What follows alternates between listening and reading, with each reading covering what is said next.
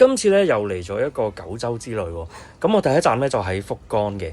咁由於我嚟咗好多次福岡啦，所以呢條片咧就冇任何追景點嗰啲嘅。今次喺福岡咧，主要係食一啲咧日本朋友介紹嘅餐廳。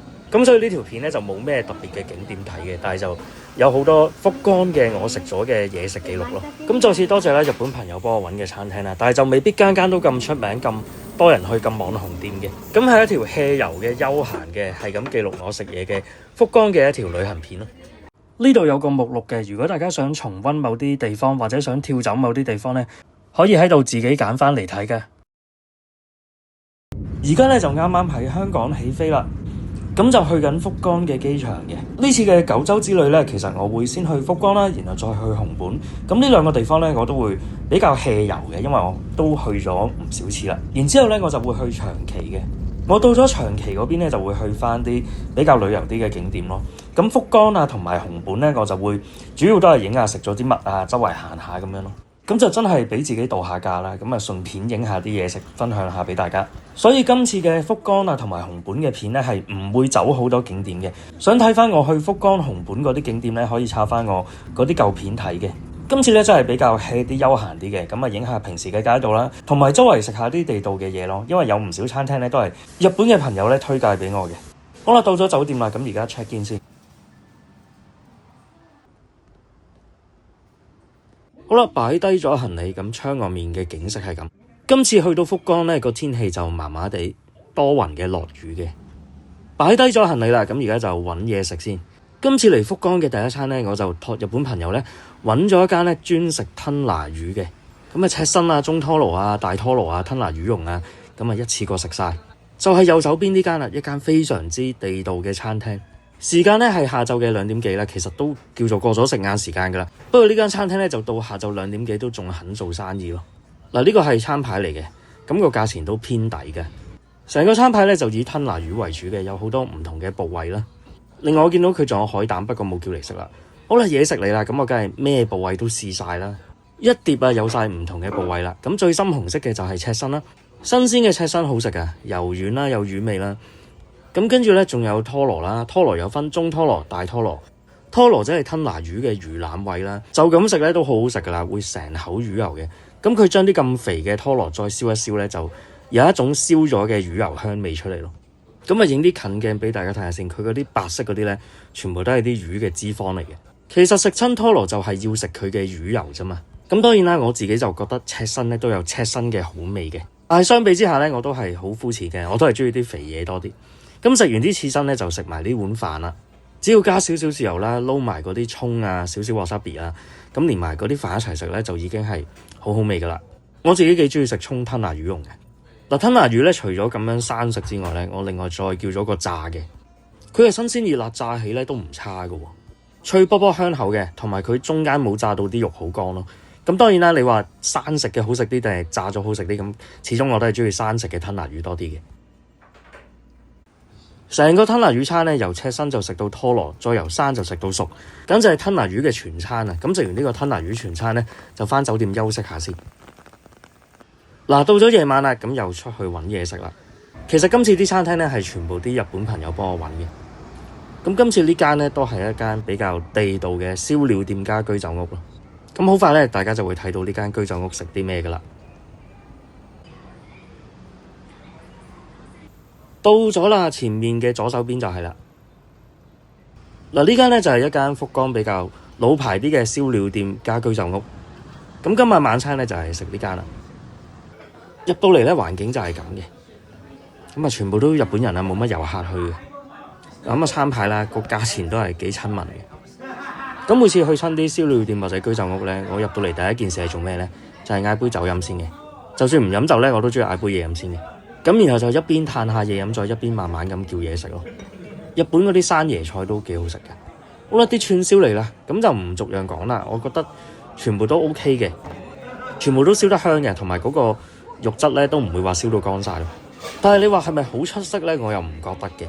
即係如果佢有啲好出色咧，會好記得噶嘛。咁我就冇乜印象邊條串燒係最出色嘅咯。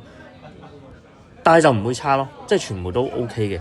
飲下酒啊，食下串燒咁啊最爽噶啦，同埋啲嘢唔使一次過叫晒嘅，可以分幾次嘅。呢樣嘢就同香港好唔同啦。香港食串燒都分分鐘會限時噶嘛，限時仲分開叫就攞自己嚟玩啦，係咪？講翻嘢食先，呢個係我喺居酒屋好中意嘅阿基達士多腐。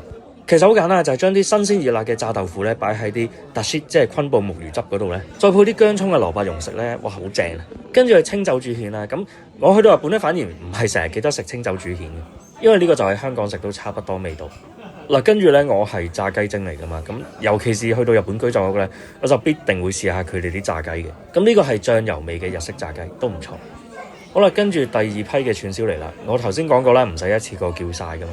呢度啲串燒都好多款嘅，咁其中有一款咧燒山藥咧，我自己幾中意食咯，即係嗰啲黏性好重嗰啲淮山啊，就係嗰兩嚿好似薯仔嘅物體啊，咁佢加少少鹽咧已經好好食噶啦。鹽燒山藥就係我好中意嘅嘢食，但係呢一轉咧佢有串燒雞肝咧就比較燶咗啲，乾咗啲，雞翼就 OK。好啦，食完啲燒麥炸物咁啊點啊，梗係嚟翻個澱粉質啦。咁福岡最出名係咩？明太子嘛，所以咧就整咗個明太子茶漬飯。咁佢會有啲漬物配埋俾你嘅。咁食完串燒飲完酒咧，再懟埋呢碗熱辣辣嘅明太子茶漬飯咧，咁就好滿足啦。有翻啲米落肚咧，咁就可以翻酒店瞓一覺好噶啦。福岡呢個地方係好多明太子食嘅，好出名。臨走可以影一影清楚啲嘅環境啊，因為走嗰陣時就冇乜人啦。跟住就翻酒店瞓覺啦。第二朝起身啦，咁啊整翻杯咖啡先。呢間酒店有免費嘅咖啡嘅。哇！今日個天色靚翻好多啊！咁今日一起身咧，我就會去福岡嘅水族館先嘅。咁關於呢個福岡水族館咧，我呢條片我就唔會擺咁多落去啦，我就剪咗少少出嚟咯。另外我就會有條比較長嘅福岡水族館嘅片嘅，遲啲會擺上嚟噶啦。如果你有興趣睇嗰個水族館咧，可以睇另一條片嘅。而家就搭車去呢個福岡嘅水族館先。落咗車啦，咁我自己係好中意行水族館噶嘛，即係可能你哋有睇開我啲旅遊片咧都會知嘅。咁福岡呢個水族館咧都好值得一去嘅，即係我自己個人嘅角度啦。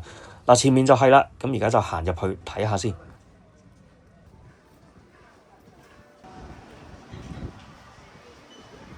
好啦，咁入到嚟呢個水族館啦，我就未食早餐嘅。呢間水族館咧裏面有餐廳嘅，咁我就喺度食我嘅早餐先。咁餐廳側邊咧就係嗰啲養住海豚嘅地方嚟嘅，最正就係可以對住啲海豚食飯咯。嘢食嘅味道就冇咩好講啦，正常嘢嚟嘅，即係食到嘅，咁但係唔會話好好味嗰啲咯。咁你水族館嗰啲餐廳係差不多噶啦，係咁噶啦。嗱，食完飯咧就周圍行下啦，咁啊睇下海豚表演啦，再睇下其他嗰啲大型嘅魚缸啦。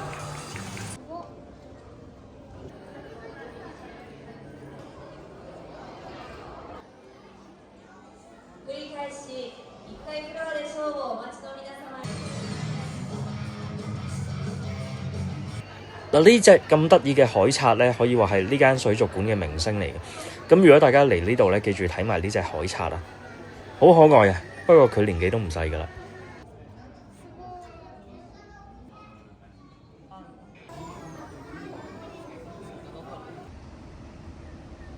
好啦，去完水族館咧，咁啊出翻嚟呢個市區。咁而家咧就行下街咧，食個下午茶先。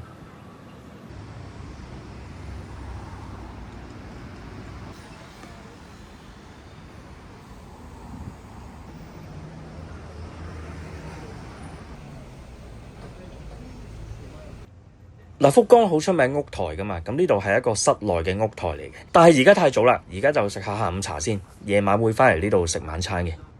我哋咧就求其揾咗間咖啡店咧，就入去飲杯嘢，食少少嘢。其實日本咧好多呢啲咖啡店嘅，咁我哋都係求其揾嘅啫。咁我呢份嘢咧就有啲京都 feel 嘅，咁有個燒團子啦，同埋配咗杯抹茶咯。呢個 combination 咧好京都，呢杯茶幾好飲啊，唔錯。跟住就喺附近繼續行下街先。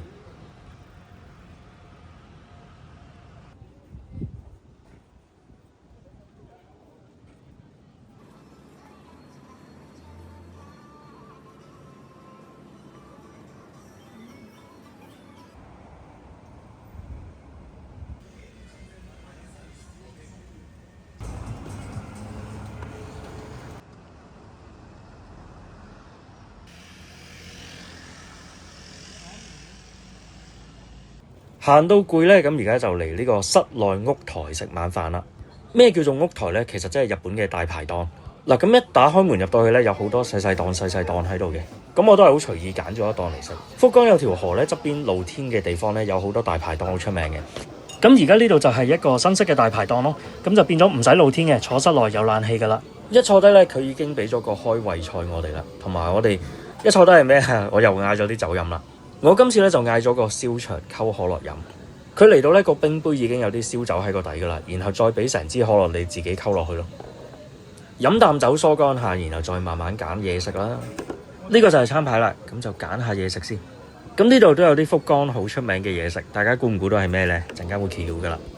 嗱，首先呢，佢就嚟咗個熱嘢先喎。呢個呢係日式嘅煮牛筋。其實日本居酒屋呢好多時都有呢樣嘢食嘅，係一個都係豉油味淋底啦，帶少少甜味。佢就燜到好濃味，啲嘢都幾入味嘅一個牛筋。但係我又唔覺得佢俾咗好多牛筋喎，佢都牛肉又有乜都有啲喺度。跟住呢個你估唔估到係乜？個味道係酸嘅，呢個就係醋煮牛嘅內臟啦。咁佢啲內臟切到咁細啦，再揾啲醋咁樣撈佢咧，酸酸地幾開胃。跟住呢個咧係比較少有嘅青魚刺身，因為青魚易變壞啊嘛，唔係話每一度都有得食嘅。但係佢最特別咧就係落咗啲麻醬落去啊。佢話呢個係博多 style 嘅青魚刺身，配麻醬食嘅。跟住呢個熱辣辣鐵板上嘅，估唔估到係乜？呢個係山藥燒啊！咁食落去呢個味似嗰啲御好燒啊、大阪燒嗰啲，但係其實佢裡面咧係充滿咗山藥嘅。嗱，山藥咧，我尋晚嗰餐食串燒都食咗啦，我都話我好中意噶啦。咁我今次又叫啦。咁今次呢個咧就另一種食法。呢個食法咧就好有大阪燒、御好燒嗰啲風味咯，都係甜甜地嘅，仲有啲沙律醬啊，有啲木魚味咁樣咯。跟住呢個咧就係燒豬腳啦。好腍好腍啊！佢應該燜過先至再燒翻香佢嘅。個面頭香香地啦，有少少味道脆，但係唔係好脆嘅。咁然後食落去就好腍，好重骨膠原咯。睇唔睇到佢腍到咧一錐就爛噶啦。嗱，你唔好睇佢個樣好似冇乜顏色啦，其實佢好夠味嘅，絕對唔係啲淡口嘢嚟嘅。跟住呢個就係天婦羅當日嘅魚啦。我冇記錯咧，好似係阿吉啊，即係池魚啊，同埋仲有個炸帶子嘅。好啦，福岡嘅名物出場啦，亦都係呢餐最後一道菜，就係牛腸鍋啦。福岡呢啲牛腸鍋好出名嘅，咁通常會有麵豉湯底或者醬油湯底。今次呢個呢，就係醬油湯底嘅。除咗咁肥美嘅牛腸呢，佢仲有啲椰菜啊、豆腐啊、韭菜啊、辣椒啊、蒜片啊喺個湯度嘅，都係濃味嘢嚟嘅。咁呢度呢個呢，就迷你版嘅，你去其他餐廳食呢，嗰啲牛腸鍋就大啲嘅。我幾中意呢度有個迷你版叫咯，可以食多啲其他嘢啊嘛。好啦，咁就好滿足嘅一餐飯啦，又飲咗酒又食飽。咁話明係屋台啊嘛，所以啲嘢咧就唔會好精緻嘅，即係粗糙啲嘅，但係個味道咧基本上 OK 嘅。跟住咧就返酒店休息啦。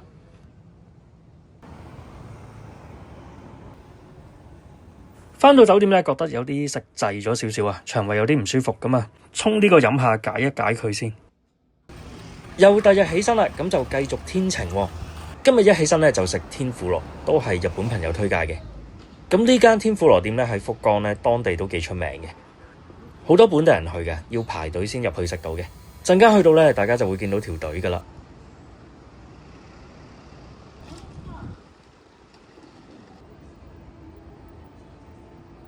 見到大家都好熟悉嘅一蘭拉麵啊，一蘭拉麵其實係源自福岡嘅喎。嗱，到咗啦，對面就係食天婦羅好出名嘅一間餐廳啦。咁都幾多本地人嚟食㗎，所以咧大家見到有條隊喺度嘅。咁嚟到食咧，你預咗就要排隊嘅。咁我都唔例外啦，就排隊入去食天婦羅啦。留意翻啦，入到去係要用自助售賣機嘅。排到入嚟食嘢就係咁嘅，中間咧就係啲師傅喺度炸緊啲新鮮嘅天婦羅啦。咁啲食客就圍住佢，好似吧台咁樣坐咯。當師傅炸好啲天婦羅就會好新鮮啦，咁拎去啲食客嗰度噶啦。嗱，台面有啲調味喺度嘅。細緻唔講啦，大致上咧鹽我就會點海鮮，汁就會點啲蔬菜類咯。首先呢碟咧係鹽生魷魚，其實食日本嘢好常見嘅，即係揾啲鹽醃咗啲生嘅魷魚啊。跟住佢就會上埋個飯同個麵豉湯俾你嘅。然後啲主角天婦羅咧，佢炸好咗就會擺喺你面前嗰個鐵兜度，炸好咗就擺喺你面前，等你每件都食到新鮮熱辣嘅狀態。先嚟一件炸嘅白身魚啊！日本嘅天婦羅有一個特別之處咧，就係佢用嘅料都係新鮮嘅。所以呢啲炸海鮮呢，佢點少少鹽已經好好食噶啦。總之啲傳統嘅日本天婦羅店呢，用料就絕對新鮮噶啦。同埋唔好覺得呢，新鮮嘢食炸咗咪嘥咯，你錯啦。日本嘅天婦羅呢係會保留到食物嘅原味嘅。嗱，睇唔睇到啊？佢炸好啲新鮮天婦羅就擺咗喺我面前啦。咁啱啱擺落嚟有炸嘅貝類啦，佢連埋個殼炸嘅，個賣相幾靚嘅。咁仲有南瓜啊，仲有啲菇啊。其實我就唔中意食南瓜嘅，咁但係日本天婦羅整出嚟嘅南瓜我就會食咯。同埋日本人炸蝦咧係唔會炸完攣埋咗嘅，佢哋有處理嗰啲蝦咧，等隻蝦炸出嚟都係仲係挺直嘅。跟住呢個咧就係炸魷魚同埋炸雞肉，係啊，天婦羅雞肉都唔錯嘅。喺香港咧就少啲地方有天婦羅雞肉食咯。跟住有我好中意嘅天婦羅茄子啦，成餐飯咧係熱氣啲嘅，無可否認噶啦。咁但係真係幾正咯，即係佢炸完就擺喺你面前即刻食啊嘛。同埋我印象中佢唔係好貴嘅。如果喺香港咧有個師傅咁樣 serve 你咧，個價錢就一定唔會平啦。好啦，食完滿足嘅天婦羅餐，咁又行下街啦。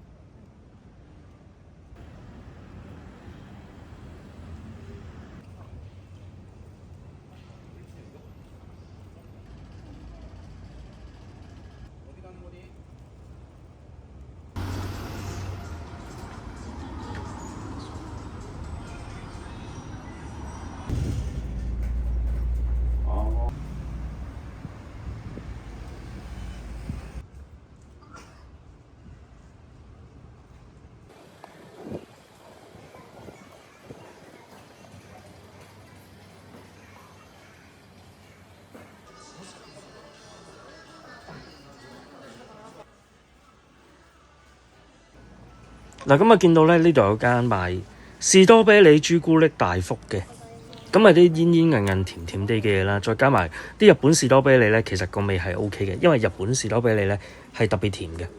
買完咁啊揾個地方坐低食下嘢先。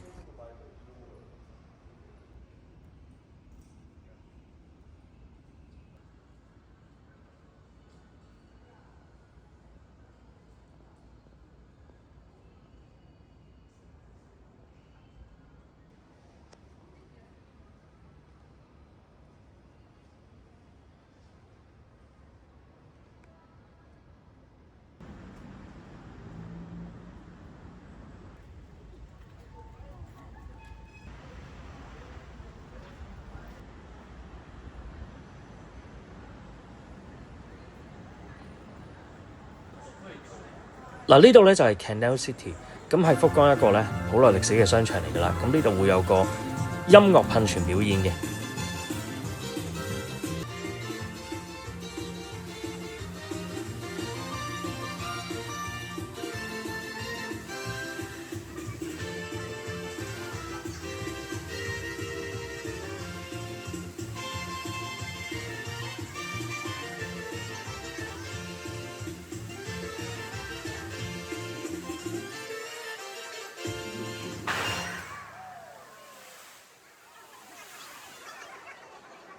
嗱，個表演完咗啦，咁我就較快咗少少鏡嘅。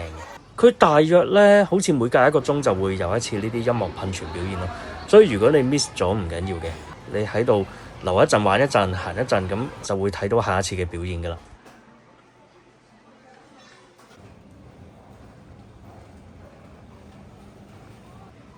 嗱，又見到有嘢食啦。咁今次咧就係食 crab， 即係班戟啊。咁 crab 咧係法文嚟嘅。去到巴黎咧，周街都有 crab 食嘅。咁但係咧呢個咧，今次食呢個就係日式嘅。其實我諗大家有嚟過日本都知咧，佢哋有唔少班戟店嘅，但係我好少食呢啲嘢嘅，因為我唔係好中意食甜嘢。咁但係今次就試下啦，我就叫咗個香蕉朱古力味嘅，另外朋友就要咗個士多啤梨嘅。咁望落去咧，士多啤梨呢個就靚啲嘅。咁呢個班戟咧個皮都整得幾薄嘅，同埋食落去咧都有幾香嘅蛋香味。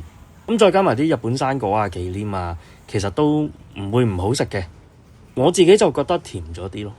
不過我本身唔係好中意食甜嘢噶嘛，咁所以如果你係中意食甜嘢、中意食班戟嘅咧，嚟到日本係絕對可以試嘅。日本咧係有唔少呢啲班戟店咧俾你選擇嘅。嗱，跟住咧就玩下夾公仔先。其實我中意夾公仔嗰個過程嘅，不過夾完咧好多時我都會送咗俾我細佬個女啊，或者係我朋友嗰啲細路仔啊咁樣咯。嗱，今次夾到呢隻蠔出嚟啊，咁我就送咗俾我細佬個女。其實夾公仔嗰個過程幾得意嘅，即係你預咗唔係一入錢就一次夾到咯，通常都最少要3次啦先至整到嗰隻公仔出嚟。所以有時買公仔係會平過夾公仔嘅，不過夾就過癮啲咯。好啦，咁我而家咧就見到佢第2次嘅音樂噴泉啦，今次我就企咗喺一個高嘅位置去睇嘅。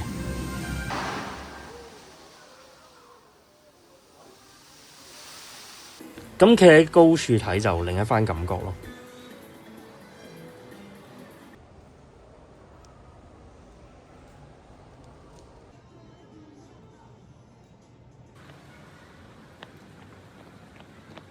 嗱，咁就行完呢個 Canal City 啦。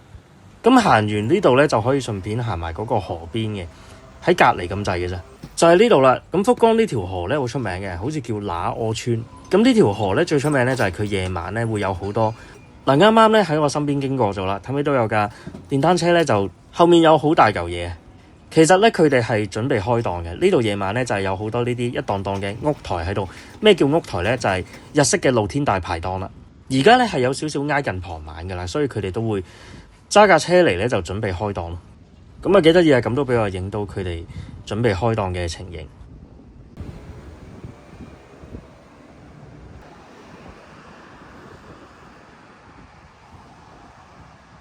跟住而家咧就去搭地鐵，做一件咧我喺日本第一次做嘅事，就係喺日本剪頭髮啦。咁又係多謝日本朋友帶路啦，帶我去剪頭髮。咁我去個區剪完頭髮之後咧，就順便會食埋個日式燒肉晚餐嘅。好啦，咁而家就向住我嘅髮型屋出發啦。好啦，上咗嚟地面啦，咁我就喺博多站呢區出咗嚟嘅。咁我就行去剪咗個頭髮先。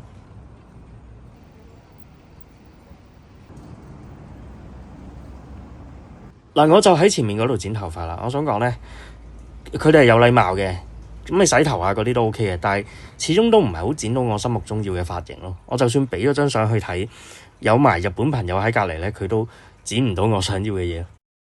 嗱，喺日本剪完頭髮啦，咁而家就去食晚飯。好耐之前咧喺銅鑼灣有間日式燒肉店咧，我好中意嘅，叫博多一丁目。咁而家冇咗噶啦。呢一刻咧，我真係身處喺博多啊嘛，咁就揾咗間咧喺博多好地道嘅日式燒肉店。其實我自己好中意食日式燒肉嘅，不過喺香港咧就冇以前咁多選擇咯。咁博多呢間燒肉店唔錯嘅，佢又唔係好貴，入到嚟係咁嘅，幾熱鬧。食下日式燒肉，飲下酒就最過癮噶啦。咁佢個爐咧網燒嘅，仲有個牛脂肪咧，俾你燒肉之前咧搽喺個網度，等佢冇咁易黐。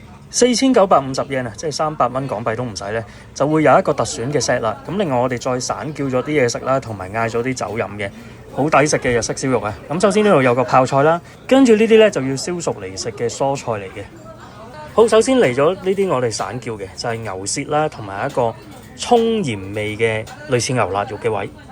開咗個爐之後咧，揾嚿牛油搽一搽個網面。嗱，其他牛肉都嚟啦，呢啲就跟餐嘅，佢就兩塊嘅，望落都企企理理咁樣嘅。佢就有晒日文咧寫晒俾你睇唔同嘅部位噶啦，有啲就肥美啲啦，有啲就瘦啲啦。越深紅色咧就越瘦嘅，越淺紅色啊越多紋嗰啲咧就越多牛嘅脂肪喺度咯。好啦，燒肉晚餐開始啦，咁啊一邊燒肉一邊飲酒一邊傾下偈咁樣，最中意噶啦。跟住呢啲咧就係特上級嘅牛肉嚟嘅，右上角嗰個咧就係叫卡路比，即係牛五花，咁佢就攞啲汁去醃咗做汁燒嘅。嗱，頭先啲牛咧就自己中意燒幾熟就幾熟啦，咁而家呢啲咧就係雞同豬嚟嘅，呢啲就要燒到全熟先至食得啦。跟住呢碟勁啊，就係牛內臟啦，好中意食。咁喺福岡咧就好出名牛嘅內臟，所以佢哋會有牛內臟鍋咯。咁今次咧我哋就燒呢啲內臟嚟食嘅，佢就有一個好重味嘅醬咧醃住佢哋咯。咁佢成個餐咧仲包埋一個湯飯嘅，其實真係好抵食。咁我都食緊啲噶啦，但係再影一影成台啲嘢俾大家睇下先。好開心啊，可以慢慢食啊，慢慢燒下啲肉啊，跟住又慢慢飲下酒啊，咁樣唔使趕住去食。有時開心就係咁簡單噶啦。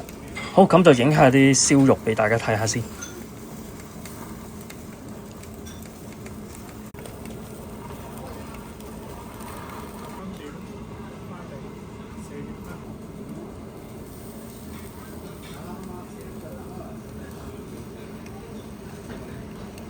嗱，我自己咧就中意最尾咧先至燒啲牛內臟嘅。咁同埋燒牛內臟要小心，因為佢比較多油咧，好搶火嘅。再加埋佢有啲醬汁喺度咧，就易燶咯，即係佢又易燶又搶火咯。大家自己親手燒嗰啲牛內臟就知我講乜噶啦。咁呢個就小心啲燒啦，睇住佢啦。食日式燒肉咧，飲酒就少不免噶啦。喺我心目中咧，就飲埋酒先至係一餐完美嘅日式燒肉嚟噶。食完啦，冇乜人啦，咁而家可以影少少間鋪頭環境俾大家睇下啦。又喺福岡過咗開心嘅一日啦。返酒店之前就再行下啲便利店啦。日本啲便利店咧就我自己就特別中意行嘅，因為日本嘅便利店裏面有唔少嘢食嘅。食咗個開心果味雪條做甜品啦，跟住就返酒店休息啦。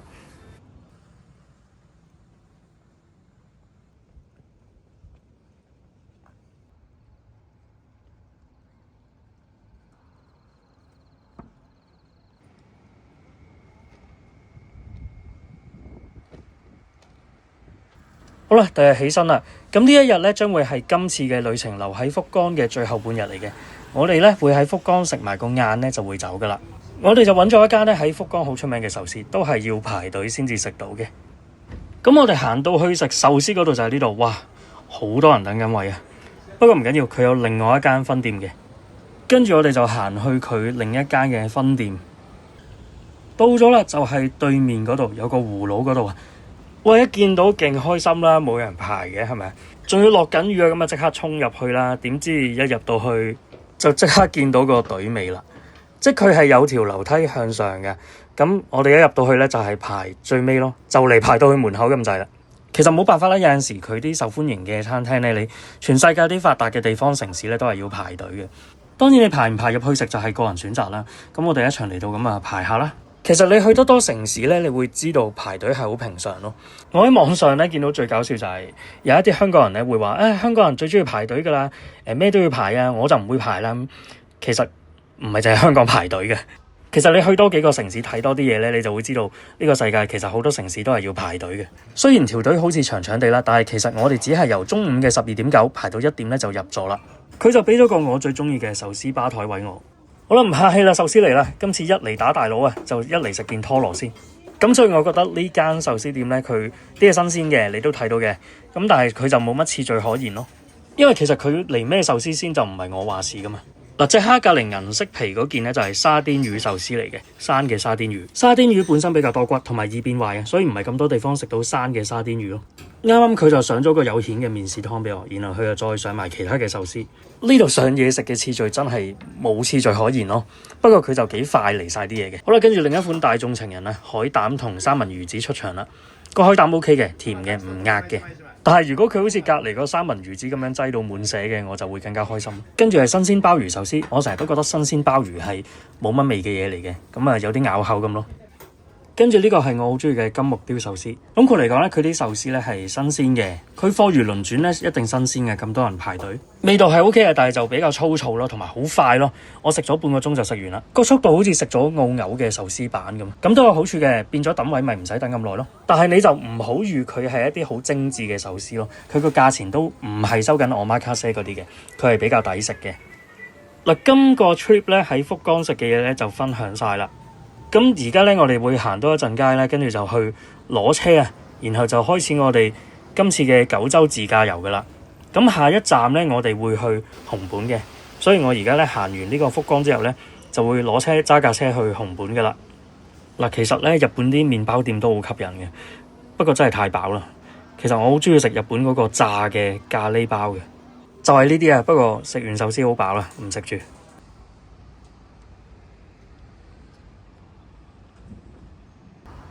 好啦，到咗我哋租車嘅地方啦，咁而家就攞車。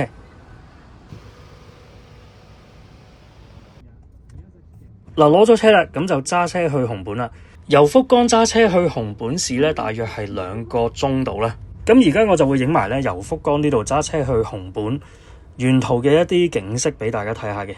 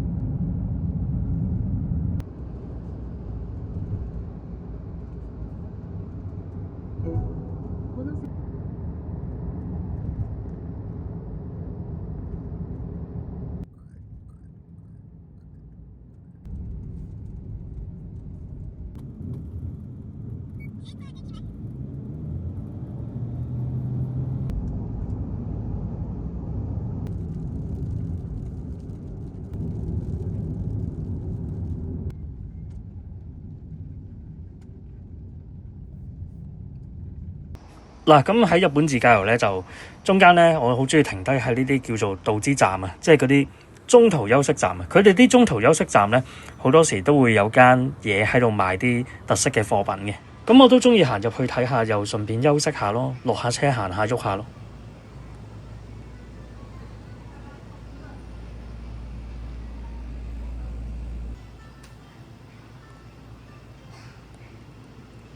好啦，再上返車，繼續向熊本出發。